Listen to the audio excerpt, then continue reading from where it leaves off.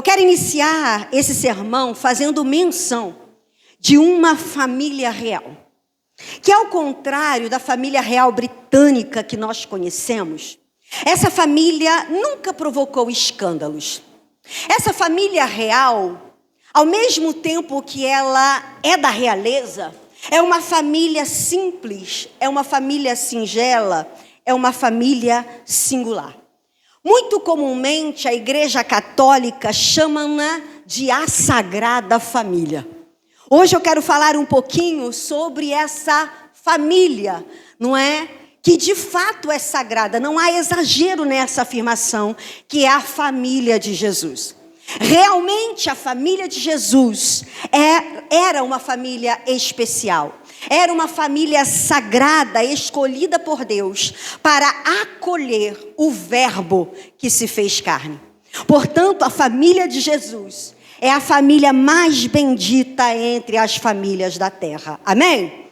E eu queria ler com vocês um único versículo que está no Evangelho segundo escreveu Lucas, no capítulo 2, no verso 52.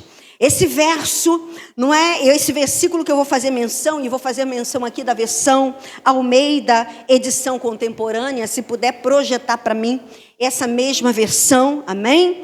Almeida, edição contemporânea, nós vamos encontrar essa verdade que diz assim: e crescia Jesus em sabedoria e em estatura e em graça para com Deus e os homens. Esse verso, ele vai narrar uma realidade. Jesus crescia em todas as suas potencialidades. Essa mensagem que eu vou compartilhar com vocês não é uma mensagem inédita, porém, é uma mensagem que vai se tornar nova, porque a palavra de Deus, ela se renova a cada manhã. Amém? Eu tive mencionando acerca dessa palavra num domingo pela manhã, num culto de celebração da manhã, mas o Senhor aprovou, o Senhor sentia a aprovação de Deus para que nós estivéssemos tratando sobre esse tema nessa noite. E o tema desse sermão é o marco zero do discipulado. Quando falamos de marco zero tem como definição ponto fundante, ponto de origem, ponto de partida. E quando a gente fala de discipulado, o discipulado ele precisa ser incorporado à nossa mentalidade. O discipulado é uma cultura que para nós deve ser um objetivo a ser alcançado. O discipulado ele precisa se tornar um jeito de viver, um estilo de vida. E biblicamente falando, o marco zero do discipulado, porque discipulado é se parecer com Jesus e ensinar outros também a se parecer com Ele. Biblicamente falando, o discipulado, ou o marco zero do discipulado, acontece na nossa conversão. É quando nós aceitamos a pessoa de Cristo como nosso Salvador e Senhor. Nesse momento em que a gente aceita Cristo, nós passamos a entender que a salvação é um presente de Deus alcançado pela fé.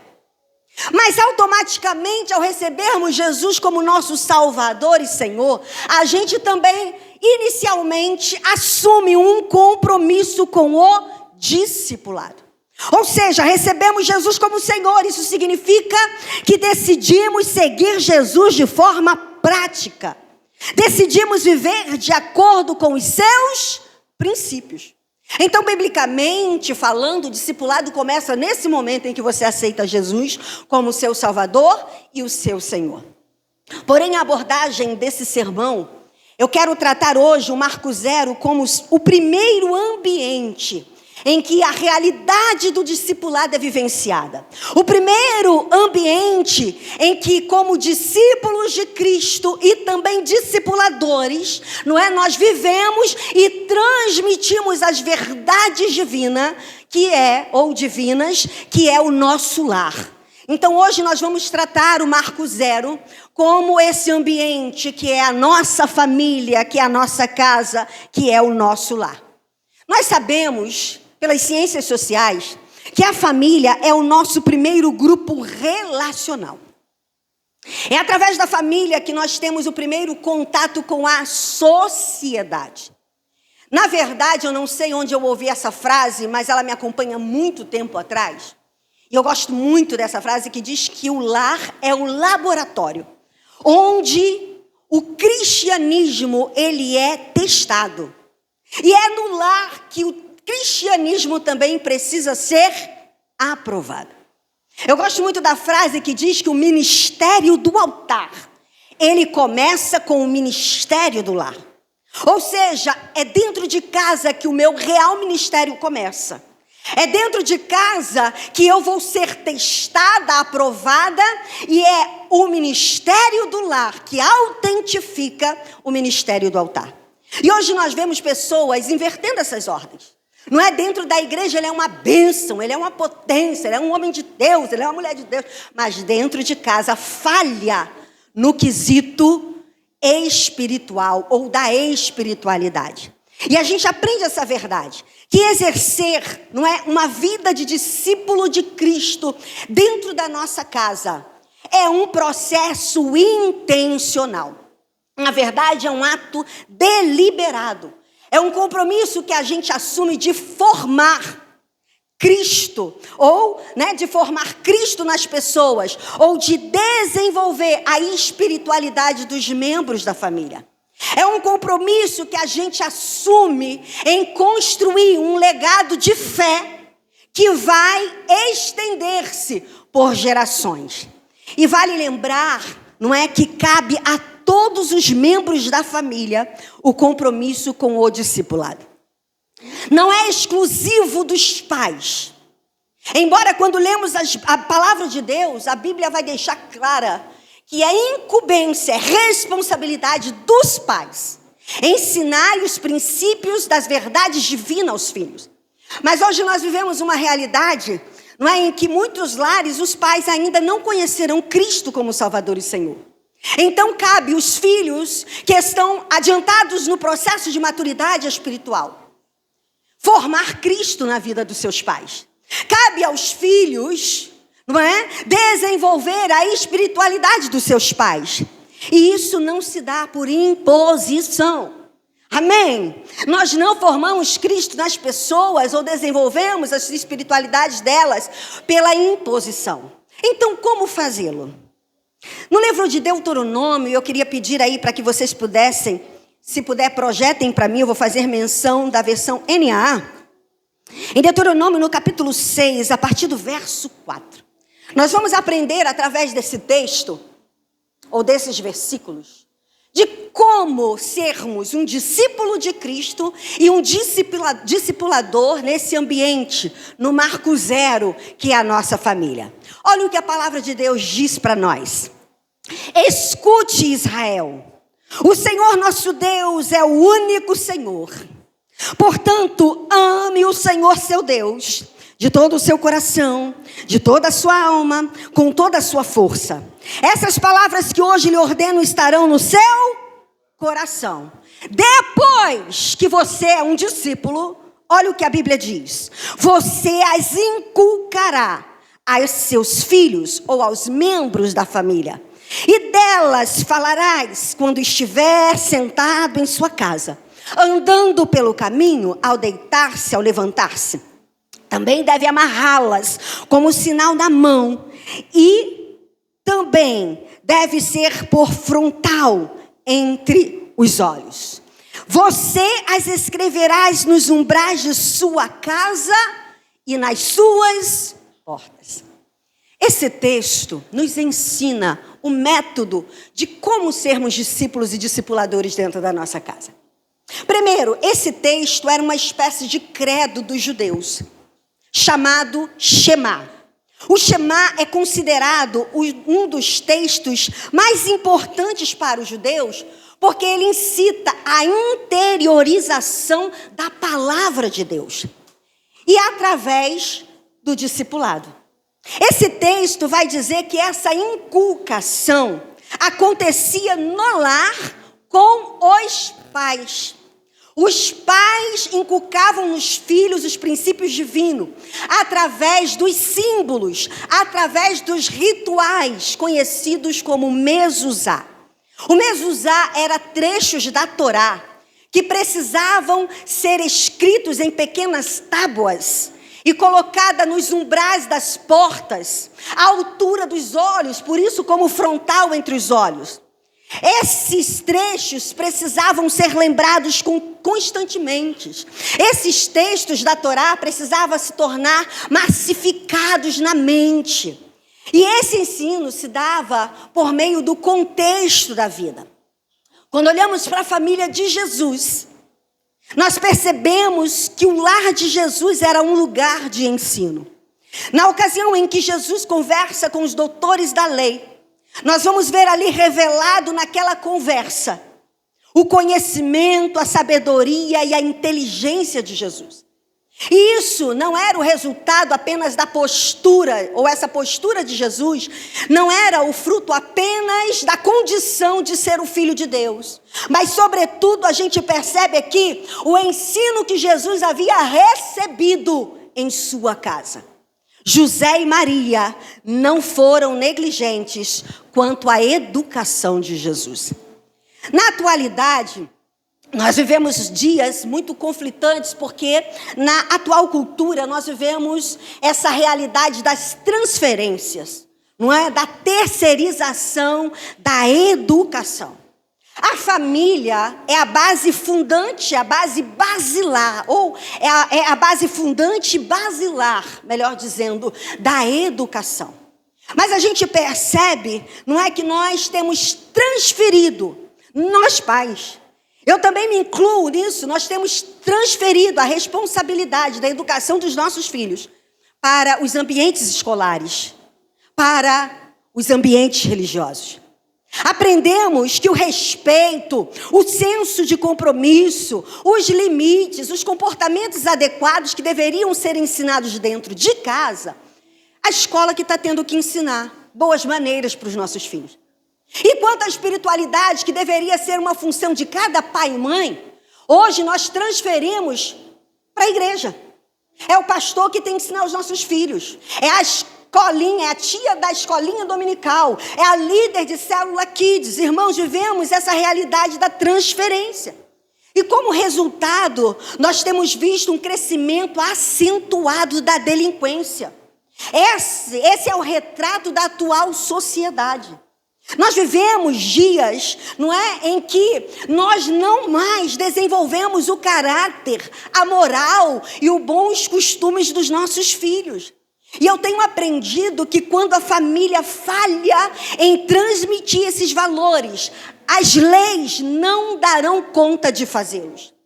A prova disto é o contingente de encarcerados cada vez mais crescente. Porque a lei não dá conta de ensinar para os nossos filhos os princípios que nós, pais, deveríamos prismar por ensiná-los.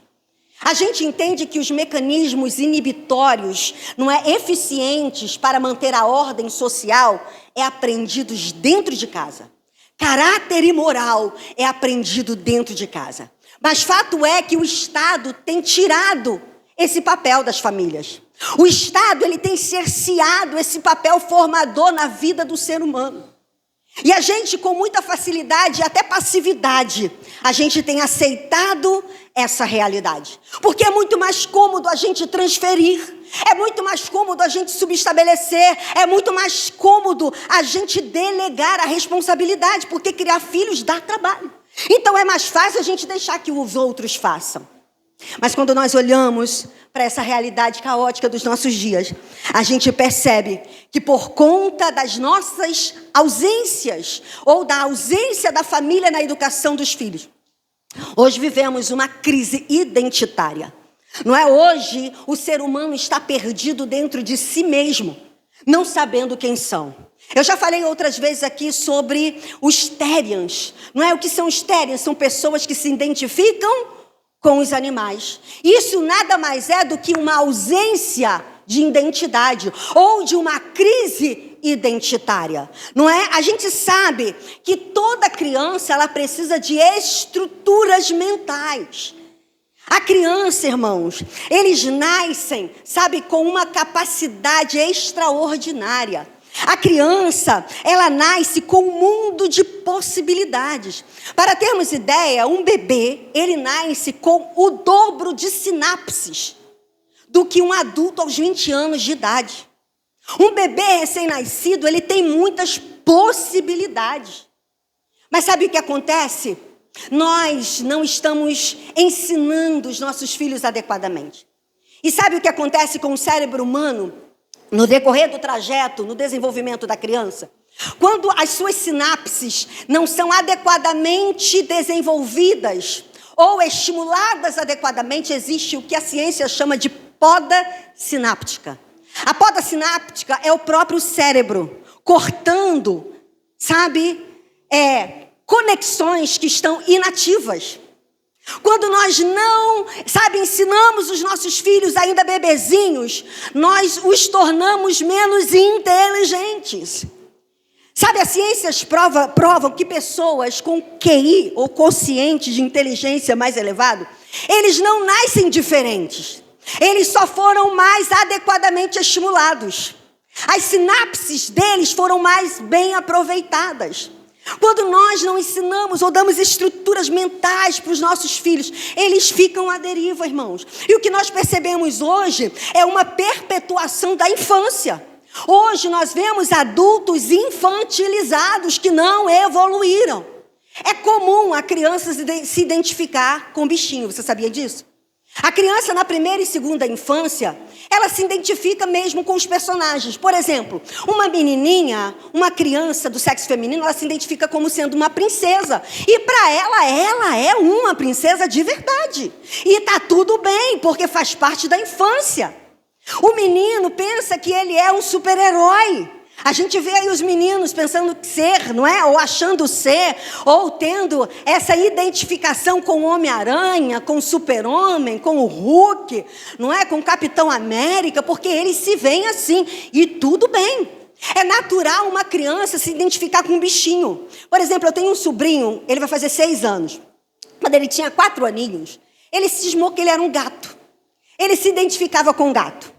Então, quando a gente chegava para visitá-lo, ele vinha ronronando, miando, se esfregando na gente.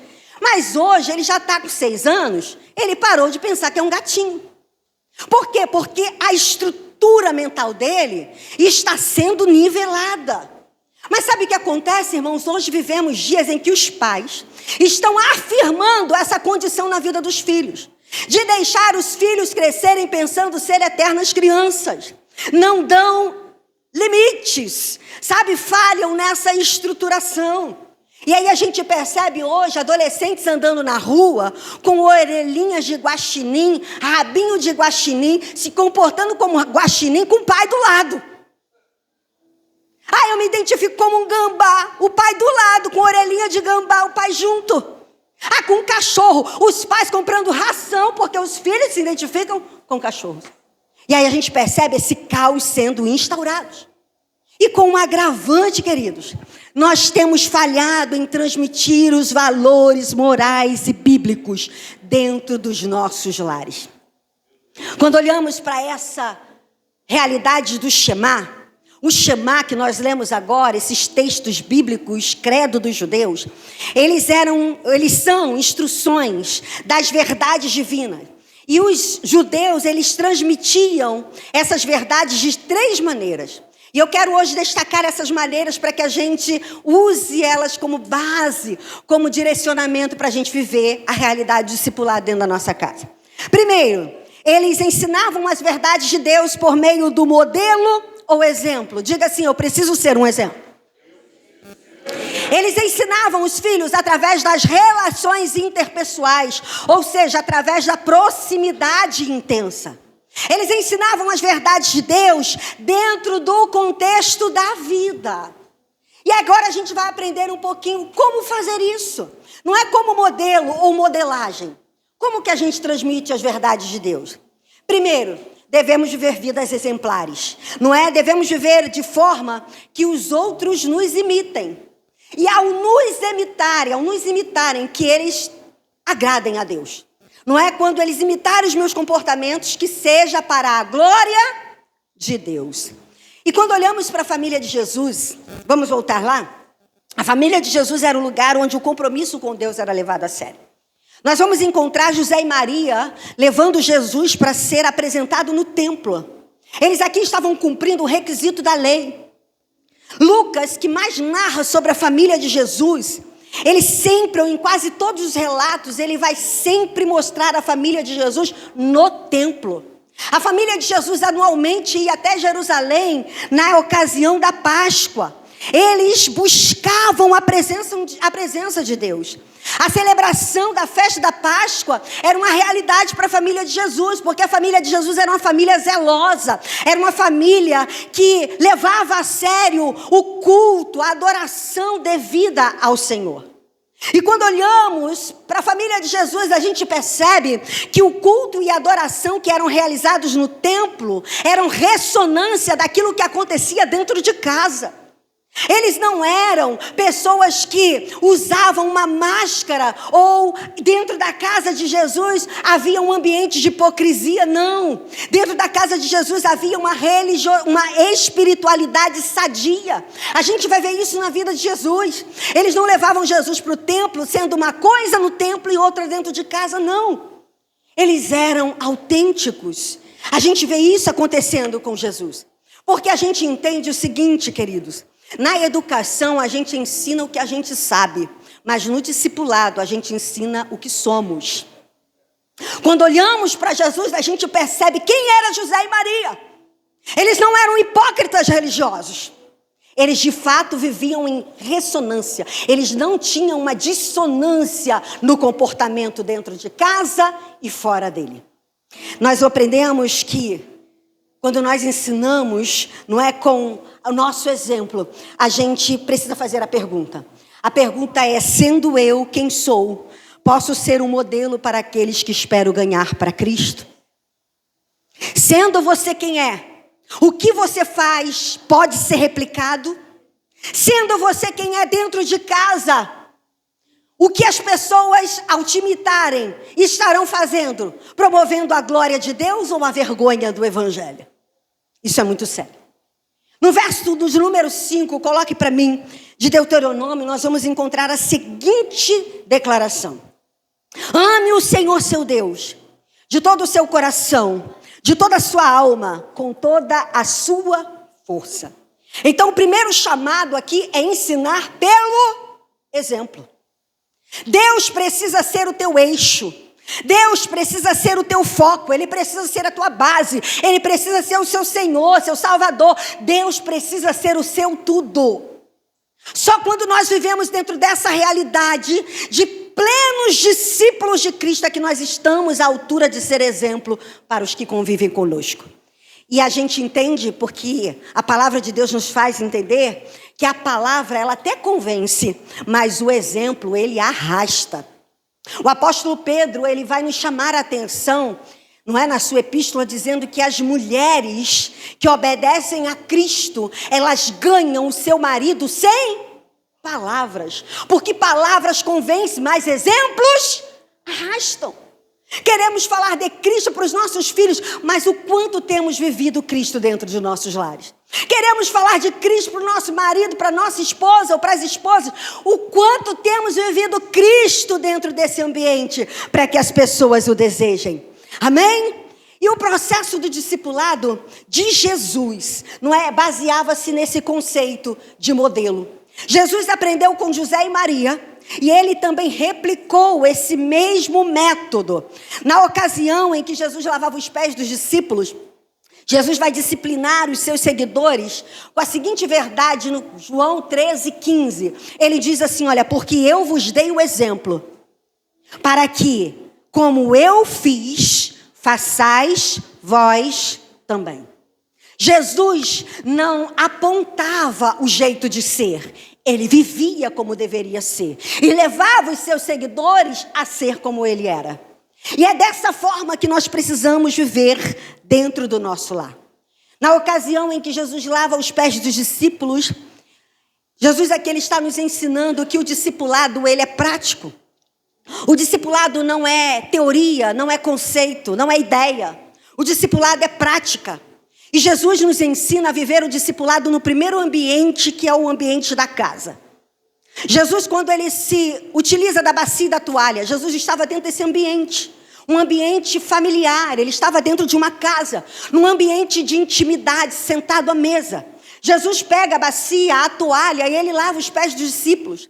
Jesus aqui vai nos ensinar que o marco zero, o lugar onde eu preciso primeiro servir, é dentro da minha casa. O lugar onde eu preciso primeiro me fazer ou usar a bacia e a toalha é dentro da minha casa, com os meus filhos, com meu marido, com a minha esposa. E nós vivemos uma realidade que é muito comum, nós vermos as pessoas exercendo a reciprocidade nos ambientes, né, ou no que tange ao serviço, nos ambientes externos. É muito comum a gente encontrar pessoas solícitas e prestativas aqui, no ambiente do sagrado, nos ambientes corporativos, não é verdade? Nos ambientes públicos, não temos dificuldade de servir nesses ambientes, mas quase nunca somos em nossa própria casa. E quando falamos de ser modelo, significa ser através do exemplo, uma referência.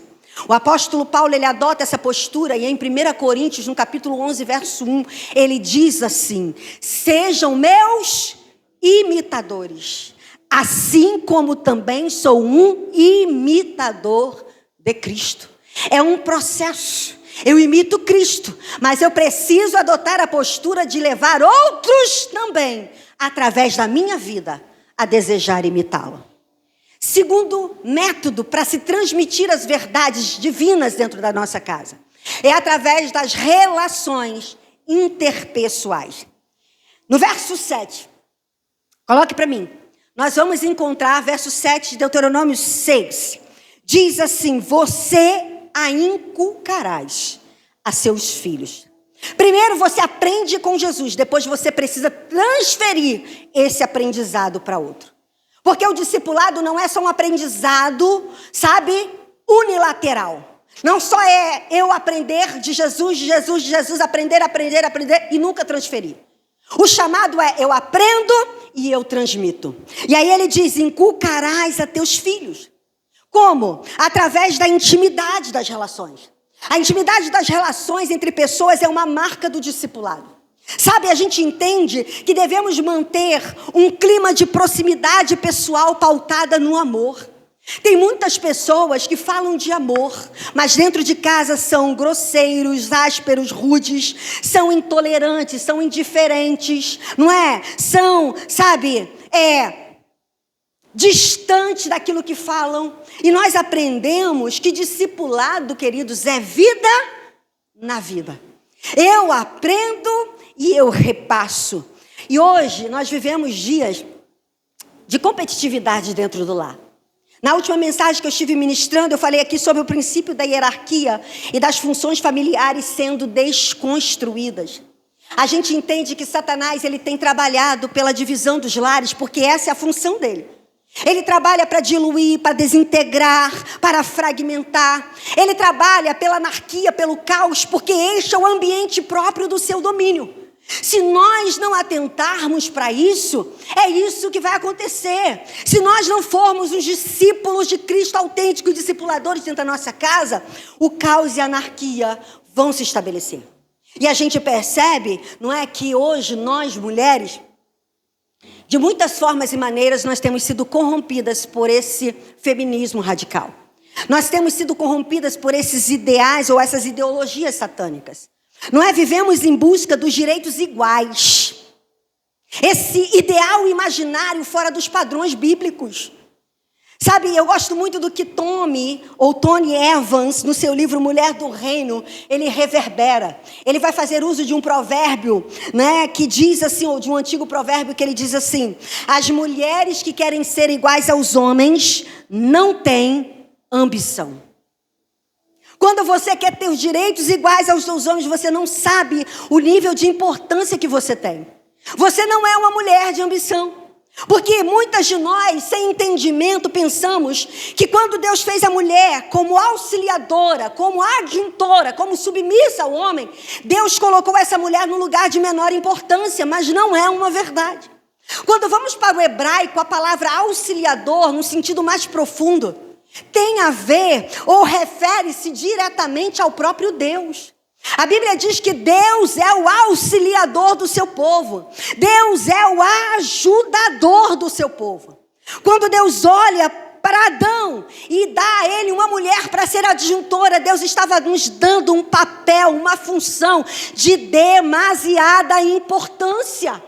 Não queira ser igual aos homens. Eu não estou aqui diminuindo o valor dos homens. Mas você querer ser igual ao homem não se dá conta do papel de importância que Deus nos deu a nós, mulheres. Sabe, os homens têm sua importância, assim como nós. A gente aprende que em nível de importância não existe diferença entre gênero. Deus não colocou o homem sendo mais importante, sendo mais valioso, não. Lá no Gênesis 1:28, quando nós vemos a instituição da família ali, Deus chama a ambos, Deus abençoa a ambos, Deus dá a eles competências e capacidades de domínio, e Ele dá a ambos. Mas Deus nos fez com funções diferentes. Deus nos deu papéis diferentes. E a gente precisa aprender qual é o nosso papel dentro de casa. Eu estou ainda falando sobre discipulado, amém? E dentro desse papel, o homem, tem homem na casa? Amém. Ih, tem homem na casa? Aleluia, tem homem na casa. E dentro dessas diferenças, distinções de papéis, o homem precisa desempenhar a sua função. Presta atenção, homens. Presta atenção, homens. É sua função, homem, ensinar seus filhos através do exemplo, através das interações pessoais, sobre hombridade. É o homem que ensina aos filhos o princípio da hombridade. O homem é que ensina o respeito. O homem é que ensina sobre provisão. Hoje vivemos uma realidade escassa desses papéis. Mas é o homem que ensina para o filho a ser um provedor. É papel do homem ensinar sobre proteção. Porque é o homem, cabe ao homem, é papel do homem, é função do homem ser o protetor da casa. O homem precisa ensinar, através do seu exemplo, ser ou ensinar aos filhos a serem autênticos chefes de família. Amém? Agora o papel das mulheres. A mulher igualmente, ela também tem funções específicas. E uma delas é transmitir os valores às novatas, às mais jovens. O apóstolo Paulo, em Tito, no capítulo 2, ele vai falar que as mulheres mais velhas devem ensinar as mais jovens. E Paulo não está falando de faixa etária. Paulo está falando de processo de maturidade. Uma mulher que tem 5 anos de casada, ela pode e deve transmitir os valores para aquela que está se preparando para casar. Uma mulher que é mãe de um bebê, ela pode ensinar para aquela que está grávida a como cuidar de um bebê. Então, mulheres que estão adiantadas no processo precisam ensinar aquelas que estão iniciando. Nós fomos chamadas a viver essa realidade. Mães, precisamos ensinar as nossas filhas. Precisamos ensinar as mais novas como cuidar de seus lares, como criar seus filhos, como honrar seu marido. Essa é a nossa função. Também a função da mulher cuidar do ambiente do lar. O homem, ele provê uma casa, irmãos. Mas a mulher fornece um lar. Entenda isso. O homem, ele provê uma casa, mas é função da mulher promover um lar. Por exemplo, o homem compra um REC, um móvel, mas é a mulher que compra um adorno para colocar sobre esse vaso ou sobre esse REC. O homem traz o sofá, mas é a mulher responsável por colocar nele almofadas. O homem, ele cria as paredes, mas é a mulher que coloca cortinas, tapetes, entenda isso. É função da mulher transformar o lar em um ambiente acolhedor. É função das mulheres também, não é ensinar os filhos os princípios da mordomia. E mordomia não é vida de boresta, não é ficar à toa. Mordomia é sermos mordomos, cogestores com Deus dos bens que Ele nos confiou. É papel das mulheres ensinar seus filhos a cuidar bem dos ambientes em que eles vivem. Amém? É princípio ou é função da mulher ensinar sobre honradez, ensinar os filhos a serem honrados e honrosos. É função da mulher ensinar sobre moralidade. Os princípios da moral é função da mulher, assim como a espiritualidade dos filhos é função da mulher. Não que o homem não deva ou não possa participar, mas cabe muito mais a nós a responsabilidade dessas funções do que ao homem. E a gente entende, não é? Eu nunca acertei o tempo todo, eu não acertei o tempo todo na criação dos meus filhos, errei muitas vezes. Se pudesse fazê-los de novo, não faria do mesmo jeito. Ainda não acerto, vez por outra a gente falha em algum aspecto. Mas algumas coisas que eu acertei, eu quero partilhar com você que talvez ainda vá viver essas realidades. Talvez, dada a minha profissão, eu não tive nenhuma aula que me ajudasse a orientar meus filhos a serem, disciplinados, organizados, porque isso é função da mãe. Se o teu filho é baderneiro, bagunceiro, é você, mãe, que está falhando. Nós queremos transferir responsabilidade. É a internet. Não, é você. Porque se ele tem acesso à internet desregradamente, a culpa é nossa. A internet está aí, irmãos. E ela não é de tudo ruim. Mas se está destruindo o teu filho, a culpa é tua, que não está impondo limites. Se teu filho é um preguiçoso, um bagunceiro, um desorganizado, a culpa é tua, mulher. E eu não tenho medo de falar sobre isso. As ciências provam isso e a Bíblia também diz. E eu aprendi o seguinte, qual era a minha metodologia? Eu sempre setorizei os brinquedos dos meus filhos. Talvez dada a minha profissão, na área da educação, eu aprendi. Então eu tinha um organizador para os carrinhos, um organizador para os legos, um organizador para os bonecos. Eles nunca foram proibidos de brincar.